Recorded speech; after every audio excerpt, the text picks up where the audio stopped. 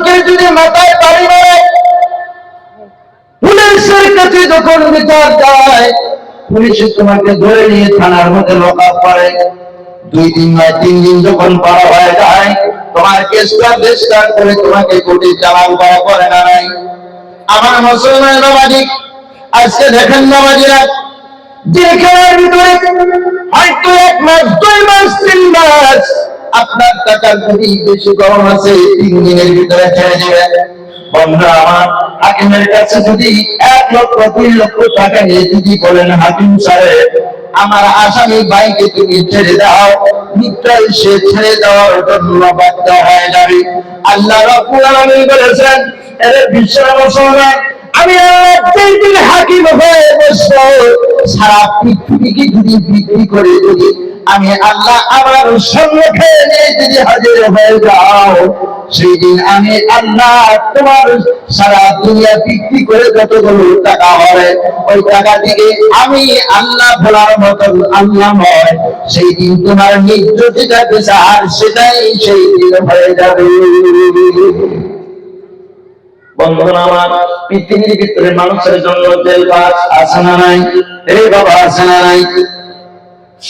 আল্লাহ নবী বলেছেন, এই বিশ্বের মুসলমান, মান কাতালা মুতাআম্মিদান ফাকাদ কাফার, যদি কোনো ব্যক্তি যাই না ভুলটা যদি কোনো মানুষকে মানুষ হয়ে যদি কতল করে, তার বিনিময়ে আল্লাহ জাহান্নাম লিখছে। বন্ধু আমার, আজকে দুনিয়ার ভিতরে যত পায়তানি যত বদমাশি নামে করেন, দুনিয়ার ভিতরে মাতাপার দেওয়ানিরা মাফ করতে পারে, মেম্বার সাহেব মাফ করে দিয়েছেন, বাংলা বান্দাকে মাফ করেছে, কিন্তু আল্লাহ রাব্বুল আলামিন বলেছেন এই দুনিয়াটা পরীক্ষার জায়গা, এই দুনিয়াটা তামসা দেখানোর জন্য তোমাদেরকে পাঠানো হয় নাই। আল্লাহ রাব্বুল আলামিন বললেন, আল্লাযী খালাকাল মাউতা ওয়াল হায়াতা লিয়াবলুয়াকুম আইয়ুকুম আহসানু আমালা। জোরে বলেন আল্লাহু আকবার।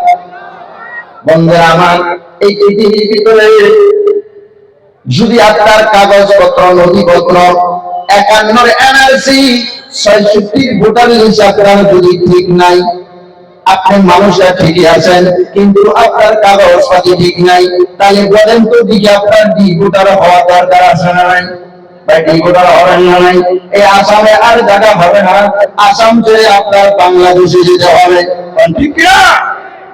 আল্লাহ রাব্বুল আলামিন বলেছেন, বান্দারে তুমি বিল্ডিং বানিয়েছো, বাড়িঘর বানিয়েছো, টাকার মালিক সবকিছুর মালিক, কিন্তু যদি তুমি নামাজ না পড়েছো, আমি আল্লাহ আমার কাছেও তুমি দুটা হয়ে যাবে, জান্নাতের বিনিময়ে তোমার জাহান্নামে জায়গা হবে।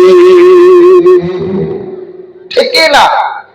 সবকিছু ঠিক আছে আপনার, কিন্তু আপনার কাগজে গোলমাল আছে, আপনার নথিপত্র ভুল আছে, নিশ্চয় আপনার জীবিকার এসে যাবে আর আপনাকে ধরে লকআপ করবে।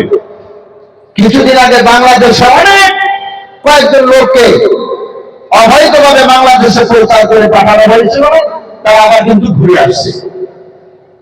তাদের নসিব ভালো, কাগজ ঠিক আছে।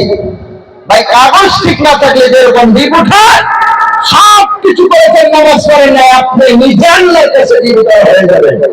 এই জীবিকা কাটার মতন কোন ক্ষমতা কারো নাই আল্লাহ ছাড়া। বলে ঠিক